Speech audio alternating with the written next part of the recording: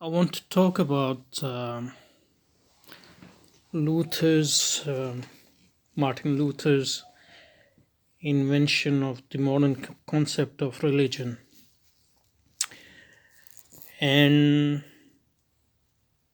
it's a hard topic, and it has taken me a long time to understand it. So today we will just go through the basics, and over time we'll try to figure out it a bit in a more detailed way what this new conception of religion is or was. And it's so important to understand it because I think that's the modern conception of religion. The concept of religion which we talk about today, which is presupposed in the debates regarding secularism, the debates regarding liberalism, etc. So I'm going to read a bit from Tony's discussion on religion on the rise of capitalism because that's one of the clearest discussion of Luther, which corresponds to what I'm going to say. And it actually, Tony, even though I've read a lot of books on Luther, but I think the few pages he wrote in Religion and the Rise of Capitalism helped me above all to understand this difficult conception of Luther's conception of religion. So let's start. So Luther invented the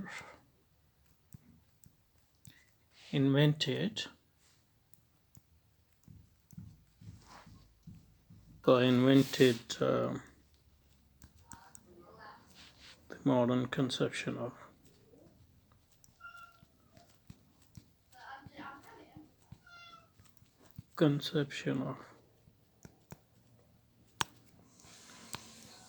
religion.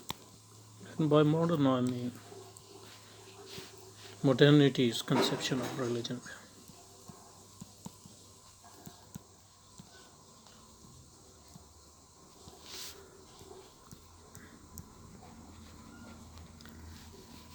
And there are certain key characteristics of this conception, and let's go through them first.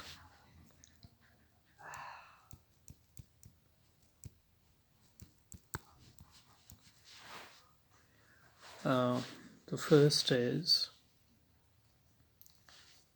it's a conception of religion which is based on freedom.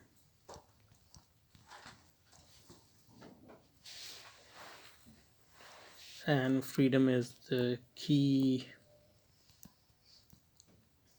and the central value of this conception.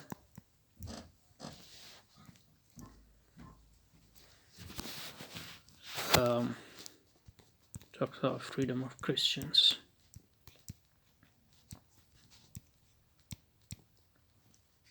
And when he means Christian, he means Christians as individuals.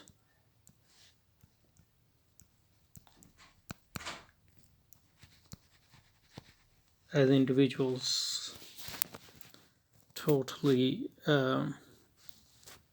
separated from any other individual. So, individual as individuals. He's talking about freedom of Christian in that sense. The equal freedom of each and every Christian.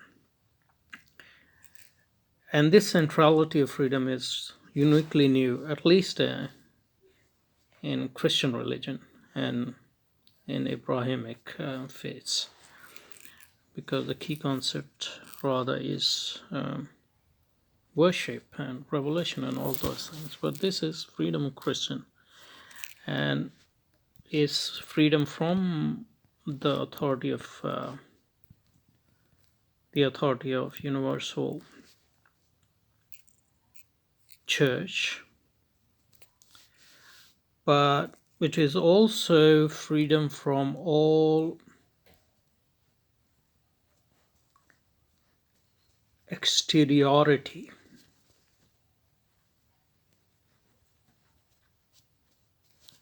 So it's a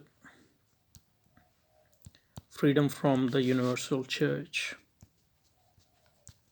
So freedom from the universal Catholic Church and its authority.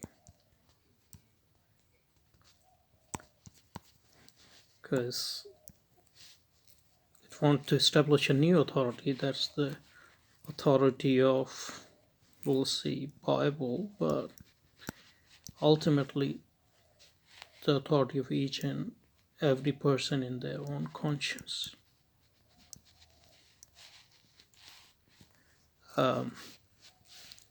So freedom from the authority of church, but also freedom from all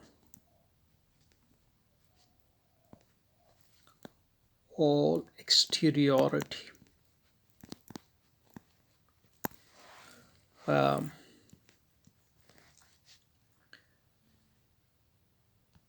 And by exteriority,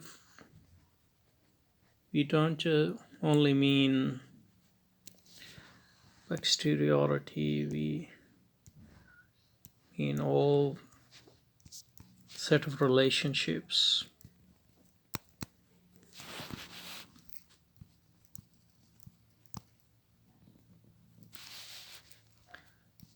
socialization. And as far as the socialization at the time was based on the existing society, which was largely Catholic society, feudal society. So freedom from that socialization, but not in order to, as we will see, develop a new conception of socialization, but in fact to build a new religion which was solely based on self's own relationship with itself, so it's a complete interiorization, as we will see. So freedom from the Catholic Church, freedom from all exteriority, freedom from all socialization, all set of relationship, and freedom from all system of knowledge and disciplines, because the ultimate authority is not knowledge but conscience. And the Bible is to be understood at least theoretically based on conscience, not on the system of knowledge developed by the church. So these are freedom froms. So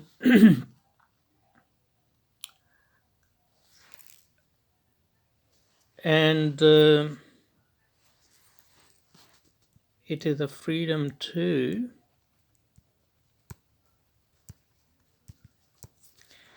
basically freedom to be free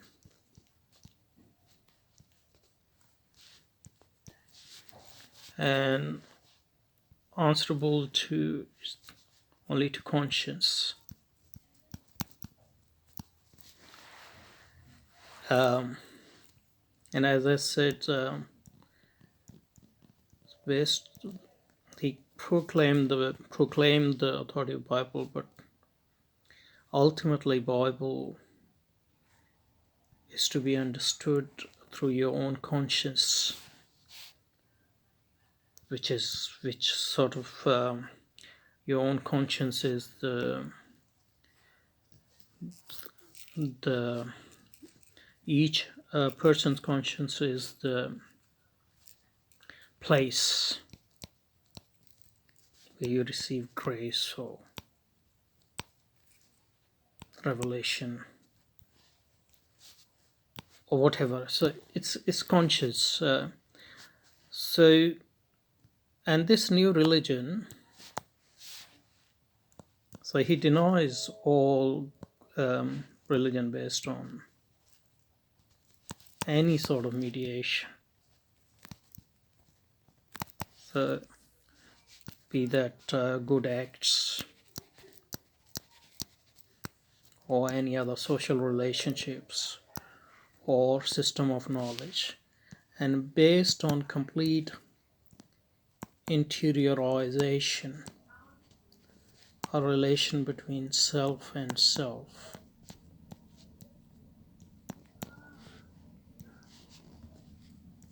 That's what he called faith.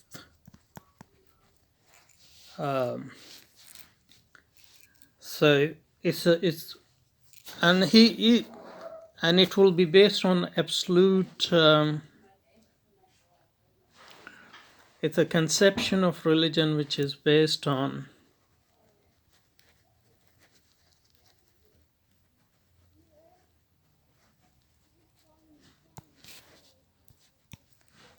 absolute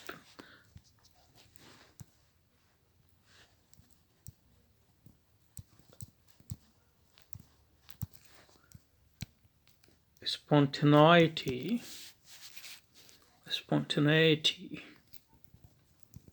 because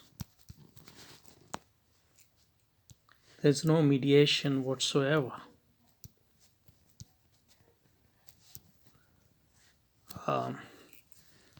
So what we have if we take it to the logical conclusion, which I'm not saying Luther did. The people who came after him, people like German idealists or German philosophers and other philosophers, they did. But that's the logical conclusion of his arguments, is that religion is complete interiorization and a sort of soliloquy. And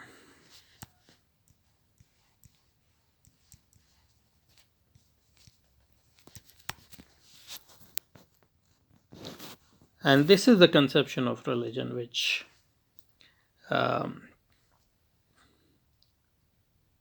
Luther invented, really. I don't think it existed before him in such a complete fashion, and he justified it. And without it, and this conception of religion is absolutely crucial for the development of modernity and for the emergence of modern absolutist state. I won't go into that, but this absolute separation of people, where they only stand in relationship, separate from everything, in relationship to their own self, and total inwardness, total interiorization, total. Today you call it atomization, without any mediations. Then state become the only mean through which not only state is able to overcome the social resistance, because in theory there is no society, but individual relies more on that state because he or she is helpless, in the sense that she's separated from everyone, separated from society, shouldn't even exist, separated from nature, and separated from even God, because if there is a God, that is your conscience, really. So let me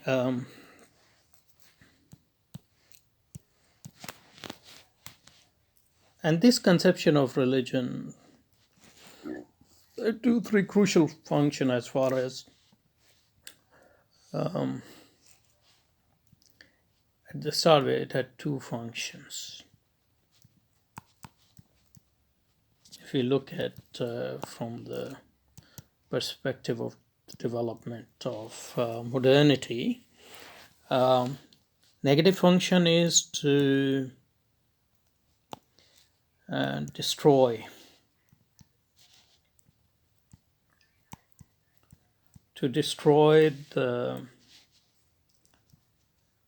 the dominant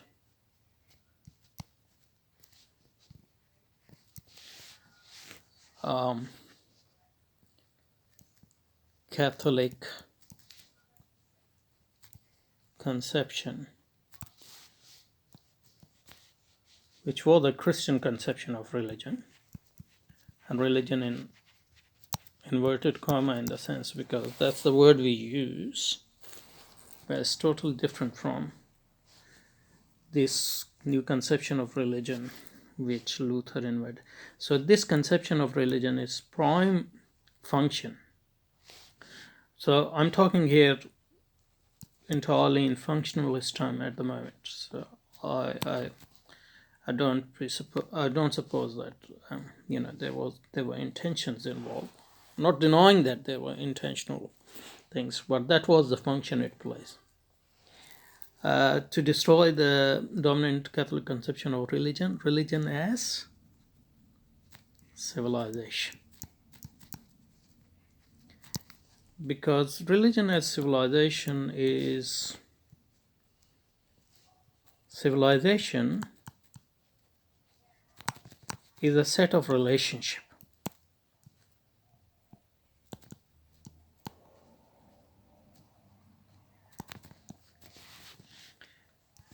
An individual is situated and is constituted by and within those set of relationship. So you have society, social traditions, institution. These are set of relationships, and within that you establish a relationship to yourself. So self. So that's not interiorized conception of individual, but individual as constituted within social set of relationship. Then you have relationship between individual to another individual, then relationship between individual and nature, relationship between individual and God, relationship between. So, but these relationships presuppose set of relationship, set of institution, social institution, legal institution, family institutions,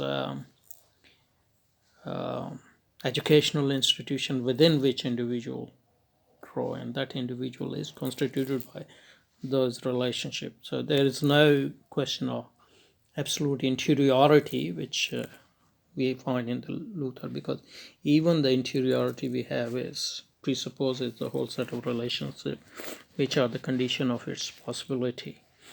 And you don't see those relationships necessarily as something,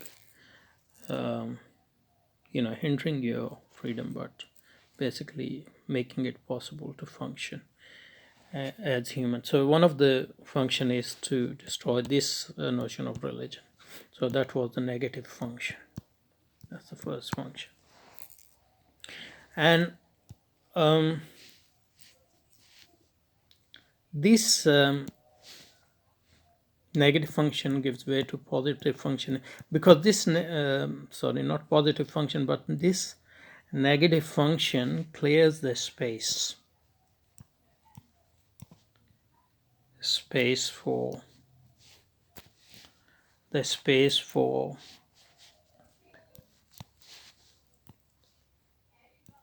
an alternative civilization.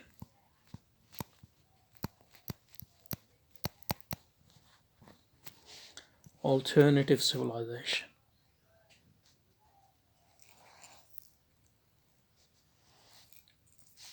Because despite whatever Luther said or presupposed,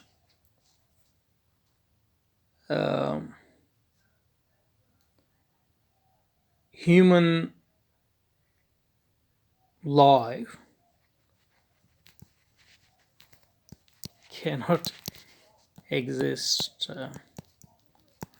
without external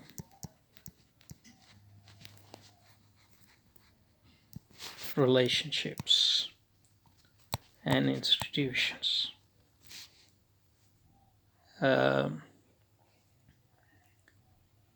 And there is no civilization,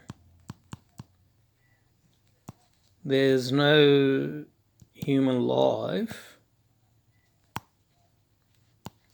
without social relations, external mediations, and our internal world is constituted by those relationships, and in turn constitute them as well. So there is a reciprocal relationship.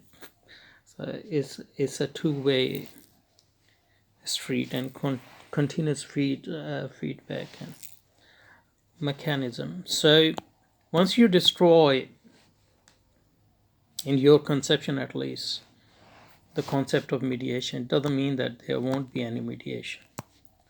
New set of mediation would be created on the ruins of set of mediations which have been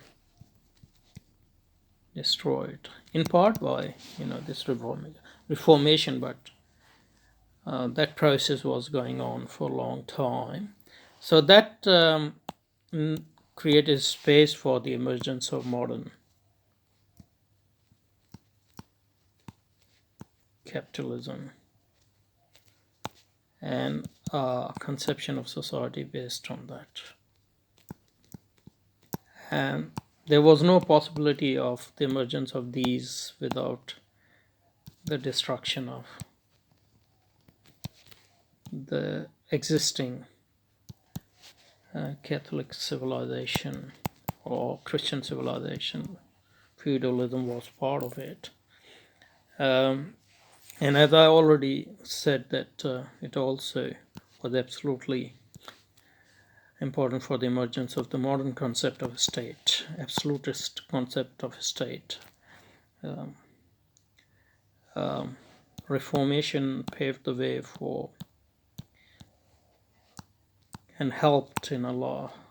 At least it's this conception of religion as absolute interiorization and atomization of individual created a space for the emergence of a state as an absolute institution, which wouldn't have been possible if the existing previous existing social relations were as important as they were in the medieval period. Actually, I wanted to read some stuff from Tony from his Religion and the Rise of Capitalism, just to illustrate these points which I was making. But it seems like that anyway, let me finish on this and I'll take up this again. He reiterates the content of medieval economic teaching, that is Luther, with a harshness rarely to be found in the thinkers of later Middle Ages. But for the rules and ordinance in which it had received a positive, if sadly imperfect, expression, he has little but abhorrence. But for the rules, and so he talks about teachings, but he doesn't believe in application of those teachings or imposing those teachings in in the form of law and rules, because he doesn't believe in mediation, at least not of the religion. So here's the crucial part. God speaks to the soul, not through the mediation of the priesthood or of social institution built up by man, but solus cum solo, as a voice in the heart and in the heart alone. So it's a relationship between God's voice and your own self. And ultimately, God's voice is your own voice, because, without external mediation, how can you ever know that it is God's voice and not your own voice? And this God voice has no external, and it might have spontaneous, overflow, external overflow, but it doesn't have any external, essential external manifestation. It doesn't need any mediation. It doesn't create, at least logically, it doesn't create any mediation, any system mediation, any new authorities, any new institution. And this concept of religion leaves open the vast space, which can't remain empty, obviously. So it is filled by secular authorities and secular civilization. And this conception of religion and its attendant conception of secularism is unique to Reformation and Protestantism. It didn't exist before that. So we'll take this Tony's passages a bit more thoroughly in the next video. Thank you.